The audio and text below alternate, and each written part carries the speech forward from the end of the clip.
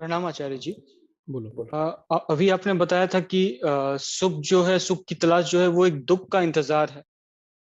तो इस क्या ये बात है कि जब सुख होगा उस अवकाश में दुःख थोड़ा कम हो लगेगा, तो उसके बाद फिर दुःख बढ़ेगा इसलिए क्या आप तुम दुख का निर्माण करते हो ताकि जब दुख कम लगे तो कह सको कि अब सुख आ गया। सुख कुछ है ही नहीं अगर तुमने अपने लिए दुख बहुत सारा न बना रखा हो। तो मुझे बताओ, तुम्हें दुख एकदम नहीं है, क्या तुम सुख का अनुभव कर पाओगे? और तुम्हें मैं बहुत सारा दुख दे दूं तो क्या उतने ही बड़े सुख की संभावना नहीं तैयार हो जाएगी? हम्म। तुम्हारे कॉलेज ने तुम्हारी डिग्री निरस्त कर दी है, छीन ली है। आ गई खबर। कुछ नहीं थे, बैठे बिठाए आ गए खबर। समतल चल रहे थे बिल्कुल, कोई भीतर लहर नहीं थी। अचानक बहुत बड़ा दुख तैयार हो गया। क्या? तुम्हारी डिग्री ही छिन गई है और ये खबर आ गई है। एक पत्र भी आ गया है इंस्टीट्यूट की ओर से। रात भर दुख में बिताते हो, घोर दुख में। सुबह सुबह एक दूसरी ईमेल आ जाती है, please ignore the previous mail. देखो कितना भारी सुख मिला। ये सुख क्या तुम्हें मिल सकता था पूरी रात दुख झेले बिना? हाँ, तो सुख यही है।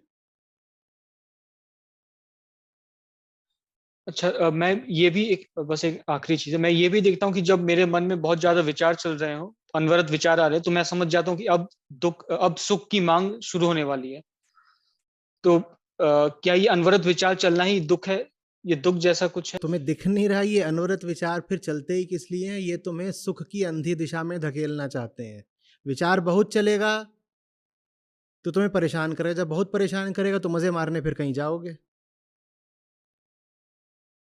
ये जो विचार का अंधा व्यूह है ये रचा ही जाता है अंततः तुम्हें सुख का ग्रास बना देने के लिए। ये चक्रव्यूह है।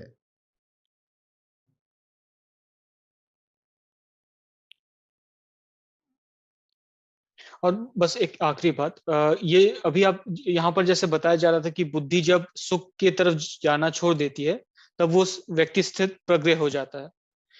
तो क्या इसी से संबंधित वो बातें भी होती हैं जो उपनिषदों में कही गई कि जब बुद्धि रुक जाती है, बुद्धि का चलना बंद हो जाता है, तब वो व्यक्ति परम पद को प्राप्त होता है, ये स्थित प्रज्ञ। बुद्धि का चलना तभी बंद होना चाहिए जब बुद्धि अपने लक्ष्य तक पहुंच जाए। उससे पहले चलना में ही बंद हो जाना चाहिए। उससे पहले तो उसे खूब चलना चाहिए।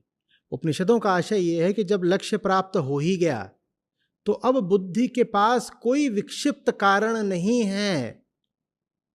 अर्थहीन, प्रयोजनहीन तरीके से चलते रहने का। आम आदमी को देखो तुम, तो उसकी बुद्धि कभी शांत नहीं बैठती ना। और बुद्धि को शांत न बैठने का कारण भी है, कुछ है जो अभी मिला नहीं, तो लगातार अभी कुछ पका रही है।